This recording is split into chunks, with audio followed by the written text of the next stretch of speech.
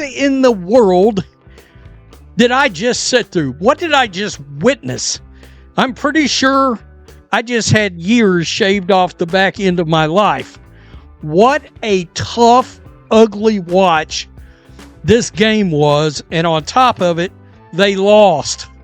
They lost. When the Indiana Fever took the court Saturday night against the Los Angeles Sparks, fans expected a normal, maybe even exciting, game.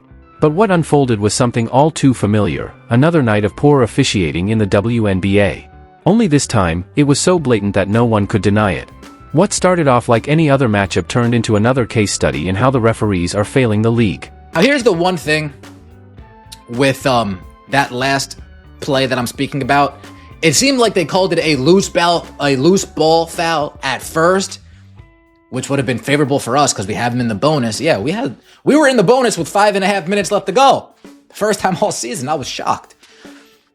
We grabbed the rebound. Looked like they called it a loose ball foul. Yikes, we can go to the free throw line. Oh, they changed it. Reset time. The Fever lost a close one, 89-87, to a Sparks team that has been struggling all season. But the biggest story wasn't the final score, it was the referees completely ignoring player safety. One of the worst moments came when Sophie Cunningham had her face grabbed right in front of the officials, and they just let it go. No whistle. No foul. Just silence. The LA Sparks just got the spark versus the Fever for some reason, man. But the Sparks always have matched up well with the Fever since last season, man. Tough ending for the Fever girls. Just some missed free throws, some questionable shots. Could have got it, man. Close game. I ain't even mad. The intensity is there, man. This team, if they can keep up this intensity, is going to be real nice when Caitlin Clark gets. This wasn't just another example of bad officiating. This was a clear pattern of referee bias. It all came to a head when Sophie Cunningham was tackled during a 50-50 play and then had her face grabbed. The referees watched it all happen and still didn't call a foul. This kind of officiating doesn't just hurt a team, it damages the integrity of the... And the referees, let's just blame the referees and say, hey, but you called a loose ball foul. This was a game that we should have won. Again. And a game that we lost, unfortunately. 89-87, Los Angeles Sparks defeat the... At the same time, Sydney Colson made a textbook defensive play. She grabbed the ball cleanly and used only her hands, yet the referees blew the whistle and called it a foul. The situation got even more ridiculous when they spent nearly 5 minutes reviewing the play, only to confirm that Colson did nothing wrong. How could something so obvious take so long to correct? A disaster. This was a disaster. The Indiana Fever cannot keep losing to teams like the LA Sparks if they're supposed to be a good team. And Rickea Jackson, she just flat abused the Fever in the last 3 minutes of the game. Seriously, what? The contradiction was impossible to ignore. Cunningham gets her face grabbed after being tackled to the floor, and the officials act like they didn't see a thing. Colson, on the other hand, makes a clean basketball move, and suddenly the refs are blowing their whistles like it's the fourth quarter of the finals. Even the broadcasters were left scratching their heads at how inconsistent and unfair the calls were. Sydney Colson, man, shout out to her, dog. I can't overlook her. 6 points, 5 assists, 2 rebounds with that intelligent block. Like it. 2 of 4 from the floor and then 2 of 3 from the 3. I mean, she was shooting like she was the scorer of the team. She put on her airy bag tonight. If you're enjoying this breakdown, consider subscribing. Let's not forget, this is the same Sophie Cunningham who stood up for her teammates all season, especially when Caitlin Clark was being targeted. Now she's the one who needs protection. During a loose ball situation, Julie Van Loo clearly grabbed Cunningham around the neck, yet the referees chose to call it a jump ball. Since when is grabbing someone's neck considered normal play? The lack of a foul call wasn't just a bad decision, it was dangerous. And we talk about this. We are circled on everybody's schedule. Everyone, no one likes us, right? So everyone in our locker room, that's the only type of people that we have that we can lean on. And we got to be better in that area. We have got to stay disciplined. We have to stay focused. We need to get consistent and we got to lean on each other. And I think that we've kind of wavered a little bit on that. We have our own islands, but, as one of the leaders on the team, I got to do a better job of grouping people, right? In the fourth. What makes all this worse is that it was the same referee crew that spent forever reviewing Sydney Colson's clean block on Rakuna Williams. Colson made a perfect play, she only touched the ball, but the officials initially called a foul anyway. They needed 5 whole minutes to overturn a call that should have never been made in the first place. And yet, when Cunningham gets grabbed by the face, no review, no concern. This isn't just incompetence, it's selective officiating that favors certain players and teams while leaving others, like the Fever, completely unprotected. They went with Lexi Hall in the starting lineup, and she was just trying to get charge calls all night, trying to get the charge calls because she was lacking with the size with Rakia Jackson.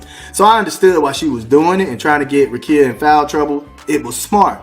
But at the end of the day, that last play, you never flop and give the ref the game to call. You never flop in the clutch moment, man. I'm sorry. I did not. And here's the part that makes the loss even more painful. The Indiana Fever lost to the Los Angeles Sparks, one of the worst teams in the league.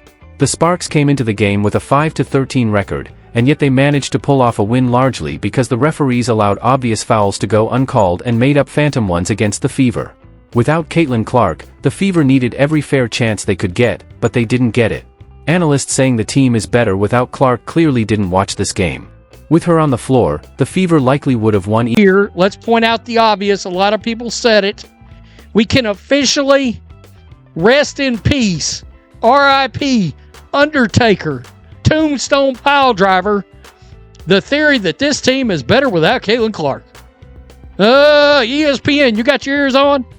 We can officially Tombstone Piledrive that BS. If you can't see how incredibly limited the Indiana Fever are on offense without CC, you're either not watching or you don't know what you're watching. Now the Fever sit at 9-9, but it feels like they're 0-10 against the refs. Each game feels like an uphill battle, not just against their opponent, but against a crew of officials who seem unwilling to give them a fair shot. When you're forced to challenge obvious bad calls and see dangerous plays ignored, it tells you the system is broken. Julie Van Loo grabbed Sophie Cunningham around the neck in the first quarter, and instead of calling a foul, the refs shrugged it off as a jump ball.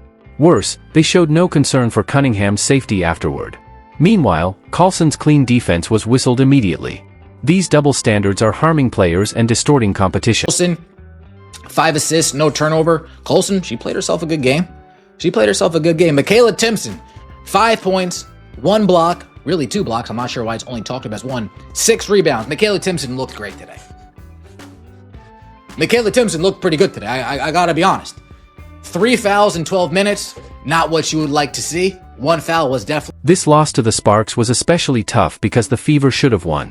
The Sparks had a 6-13 record after the game, still one of the weakest in the league. This was supposed to be a chance for the Fever to prove they could win even without Clark. Instead, it became another example of how poor officiating can change the outcome of a game. The Fever fought hard. Aaliyah Boston had 23 points and 12 rebounds, and Natasha Howard added 21 and 9. But no matter how well they played, they couldn't overcome both missing Clark and the referees working against them. And also Howard. Howard was doing a big one too. 8 of 11 from the field, 21 points, had 4 turnovers. Have to take care of that ball, but 2 blocks, 1 steal, 3 assists, and 9 rebounds. Howard has been consistently giving us everything she got out there, man. So I have to give it to her. She's been giving us everything she got. So shout out to her. Yeah, they took care of the ball pretty well today. The Fever missed their final 5 shots, including 4 in the last minute. Playing shorthanded and fighting the refs took a toll. Every late possession becomes harder when you know you're not getting a fair whistle.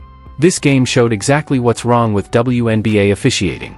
Teams like the Fever have to be flawless, while their opponents can get away with anything, even grabbing faces and necks. The Cunningham incident was a new low. Officials ignored dangerous contact, yet spent 5 minutes debating a clean defensive play. That's not just bad refereeing, it's a failure to protect players. The fact that Cunningham laughed it off afterward doesn't excuse how the officials ignored their responsibility. Somebody was saying earlier, and I took note of it, that when the Fever called a timeout at the very end of the game, anybody knows Stephanie White didn't draw up any plays? What are you doing exactly? What would you say it is that you do here? Question mark. The office, your office space. What would you say it is that you do here exactly?